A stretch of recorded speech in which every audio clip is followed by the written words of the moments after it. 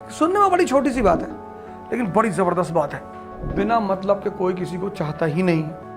किसी के अच्छा लगाने के लिए जिंदा पैदा हुए हो, बुरा मान गए, मान जाना तो मर जाओ। 17 पे जिंदगी यू टर्न मारती है, यहाँ पे बहुत गंदा वाला यू टर्न मारती है और यहाँ से पहला प्रेशर शुरू होता है पेरेंट्स का। उस दिन मुझे एहसास हुआ कि महाभारत क्यों हुई। आपको कोई डांट दे उतना बुरा नहीं लगता, आपको कोई भगा दे बुरा नहीं लगता। जब लोग हंसते हैं ना, ताकत है ना शरीर में, उत्साहित हो तुम, लाइन के आगे चले गए। तुमको पता कि अगर कोई झगड़ा करेगा सबको मारेंगे। मुझसे लोग पूछते हैं उत्साह कहां से आता है? शक्ति से।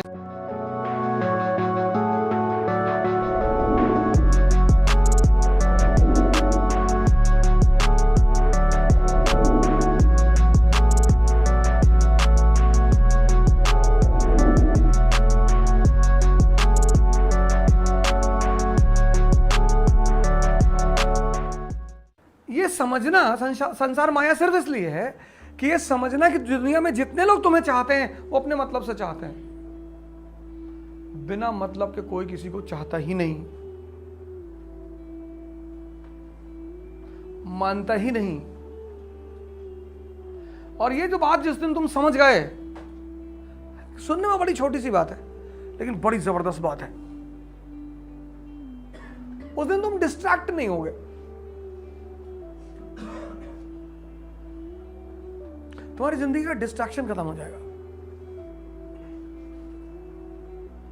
सारा डिस्ट्रैक्शन क्या है? सबका ख्याल रखना, ये भी खुश रहे, वो भी खुश रहे, ये भी खुश रहे, कोई हमसे दुखी ना हो, भाड़ में जाओ, दुखी रहो।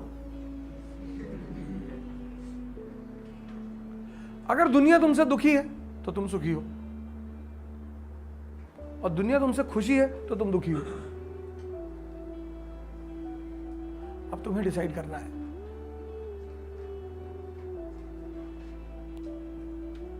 हमें आपसे ऐसी एक्सपेक्टेशन नहीं थी, रखना चाहिए था।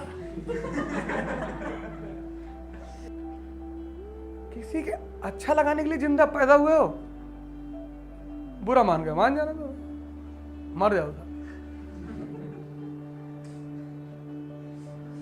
माँ बाप को बुरा नहीं मानना चाहिए तुम्हारा। बस एक वही लोग हैं जिनका ख्याल रखना है पूरी लाइफ। सर, मैं आपसे कई बातें कहता हूं, आप शायद उसको कभी कभी गलत मानते हैं। आप अच्छा बनिए, पावर आने के बाद तब आपके उस अच्छाई की वैल्यू होगी।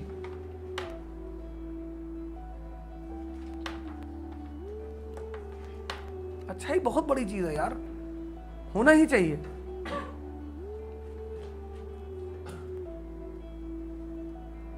लेकिन जब तुम कमजोर होके और अच्छी बातें करते हो ना, बहुत बुरा लगता है यार। जीवन मतलब युद्ध। या तो आप हंस हंस के लड़ोगे या रो रो के लड़ोगे। जीवन मतलब युद्ध। दो लोगों के जीवन में कोई लड़ाई नहीं है। एक चपरासी के जीवन में, चपरासी, कुछ लोग मुझसे कहते हैं मुझे चैलेंजेस नहीं चाहिए लाइफ में। बहुत अच्छा, चपरासी बन जाओ। चपरासी का काम क्या है? साहब के ऑफिस के बाहर बैठा हुआ है, जो भी मिलने आया मीटिंग करा दी, वरना बैठे हुए, क्या फर्क पड़ता है। और वो भी चपरासी अगर ब्यूरोक्रेसी का है, जुडिशरी का है। भाई, राजा से मिलने के लिए जो सबसे अहम आदमी होता है वो यही लोग होते हैं। यही इंफॉर्मेशन देते हैं, साहब कितने बजे आते हैं, साहब कितने बजे आते हैं, कहां जाते हैं, गोल्फ खेलने कहां जाते हैं। आज आप गेरुआ पहन लो, आज आपके जीवन की सारी चुनौती खत्म, क्योंकि आपने मान लिया कि आप इस जीवन की लड़ाई में शामिल नहीं हो। लेकिन जीवन का मजा भी तो यही है। और करना क्या है? तुम जब भी ऊपर उठोगे तो ये ग्रेविटी तुम्हें नीचे खींचेगी ना। ऐसा समाज की ग्रेविटी है। हम जब आईएएस की तैयारी करने गए तो हमारे गांव में हर आदमी, मतलब एक साहब तो हंसना शुरू किया उन्होंने, और हंसते हंसते गिर गए वो। उन्होंने हमसे पूछा दिल्ली क्यों जा रहे हो? अब मेरा दिमाग खराब था, मैंने कह दिया मैं आईएएस की तैयारी। बोले आईएएस? फिर वो हंसने लगे और हंसते हंसते वो गिर गए। और उस हंसी का इतना रोल रहा मेरे जीवन में, मतलब उस हंसी ने मुझे एकदम मजबूत कर दिया था कि अब आईएएस ही बनना है। उस दिन मुझे एहसास हुआ कि महाभारत क्यों हुई। आपको कोई डांट दे उतना बुरा नहीं लगता, आपको कोई भगा दे बुरा नहीं लगता। जब लोग हंसते हैं ना तब बहुत दर्द होता है। अपने आप को ताकतवर बनाओ, फिजिकली और मेंटली, क्योंकि यही ताकत तुम्हारा उत्साह बनेगी। पीवीआर की टिकट लेनी है, लाइन में खड़े हो तुम, तो तुम्हारी हाइट है 6 फीट और वेट है 250 kg, तो तुम लाइन में कभी नहीं जाओगे। ताकत है ना शरीर में, उत्साहित हो तुम, लाइन के आगे चले गए। तुमको पता कि अगर कोई झगड़ा करेगा सबको मारेंगे। मुझसे लोग पूछते हैं उत्साह कहां से आता है? शक्ति से। ये जो एंथुजियाज्म है, ये जो कॉन्फिडेंस है, ये ताकत का खेल है। अपनी पढ़ाई के साथ जिस चीज को तुम निगलेक्ट करते हो, जो निगलेक्ट करते हो, तो उसमें ध्यान ही नहीं देते, वो चीज है तुम्हारी पर्सनैलिटी। अब रिक्शा वाला अगर राइफल का लाइसेंस मांगे 315 का, और तुम डीएम हो, तो डेमोक्रेटिकली तो तुम्हें उसे दे ही देना चाहिए, अगर तुम सबको दे रहे हो तो।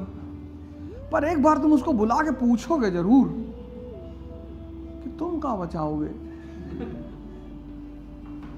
तुम्हारी किसी शहर में पोस्टिंग, उस शहर का कैपिटलिस्ट तुमसे कहता साहब राइफल, 2 राइफल का लाइसेंस चाहिए, है 500 करोड़ का आदमी, तो तुम्हें समझ में आएगा कि ठीक है यार कोई बात नहीं, इसको दे देनी चाहिए। रिक्शा वाला, इसलिए मैं तुमसे बार बार कहता हूं कि जिंदगी में एक चीज पर ध्यान के सिवा किसी चीज पर ध्यान मत देना, क्योंकि बाकी सब चीजें उसका बाई प्रोडक्ट है। पावर। पहले तो आज एक भ्रम तुम्हारा तोड़ देता हूं, बहुत जरूरी है। बहुत लोग उस भ्रम में जीते हैं, और उस भ्रम मतलब समझ रहे हो ना, कंफ्यूजन। वो भ्रम उनको जीवन भर परेशान करता है। जिंदगी में जो मस्ती है वो सिर्फ 17 साल तक है, 17। इसलिए जो भी 17 क्रॉस कर जाता है उसके बाद उसको बचपन बहुत याद आता है। 17 पे जिंदगी यू टर्न मारती है, यहां पे बहुत गंदा वाला यू टर्न मारती है, और यहां से पहला प्रेशर शुरू होता है पेरेंट्स का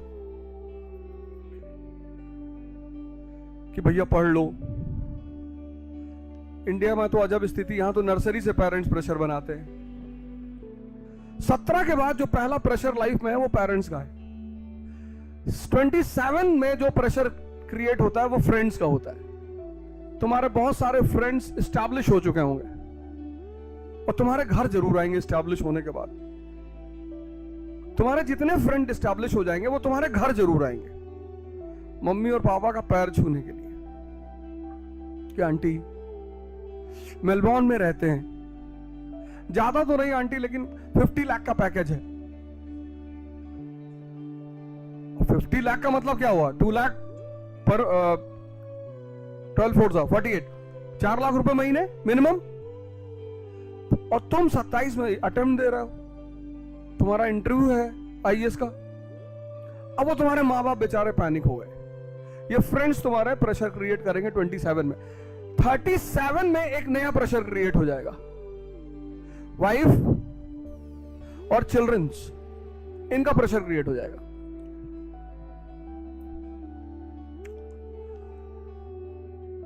बच्चे कि स्कूल का टूर जा रहा है अमेरिका, 12-12 लाख रुपए लगेंगे पापा, ज्यादा नहीं लग रहे हैं। बच्चे इतने प्यार से कहते हैं ना, कहते पापा बहुत कॉस्टली नहीं है। एक बच्चे का सिर्फ 12 लाख रुपए लग रहा है। उनको लगता है कि जो मनी प्रिंटिंग प्रेस है वो पापा की है। हमें भी तो लगता था, यही चीज हम भी तो करते थे। 47 में प्रेशर चेंज हो जाएगा, सोसाइटी का प्रेशर हो जाएगा। जब वो तुमसे सोसाइटी कहने लगी बिटिया की शादी नहीं कर रहे हो, कर दो यार। वो शर्मा जी की बेटी वहां दिल्ली में पढ़ती थी, भाग गई। डायरेक्ट कुछ नहीं कहेंगे तुम्हें, सोसाइटी तुम्हें इनडायरेक्टली प्रेशराइज करेगा। 57 में रिटायरमेंट आ रहा है,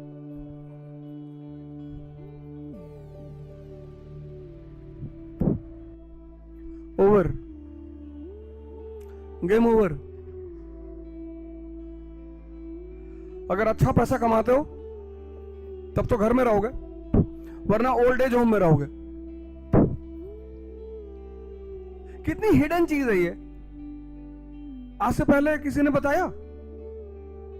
लेकिन है। अपने पेरेंट्स से जाके पूछो, वो आजकल इस फेस में चल रहे हैं? नहीं चल रहे हैं। और जैसे जैसे ये उम्र बढ़ेगी वैसे वैसे तुम्हें स्कूल याद आएगा, तुम फिर बच्चा होने की कोशिश करोगे। रिलीफ चाहिए ना, थोड़ा सा रिलैक्स चाहिए, मन की शांति वो मिल ही नहीं रही है। अगर तुम्हें ये प्रेशर हैंडल करना है, अगर तुम्हें सूर्य कुमार यादव बनना है कि फ्रैक्शन ऑफ सेकंड में डिसीजंस लेने हैं, तो अपने मन और शरीर को ताकतवर करना बहुत जरूरी है। नहीं तो तुम कितना भी परसेंटेज ले आओ उसका कोई फायदा नहीं। ये पहली बात मुझे कहनी थी।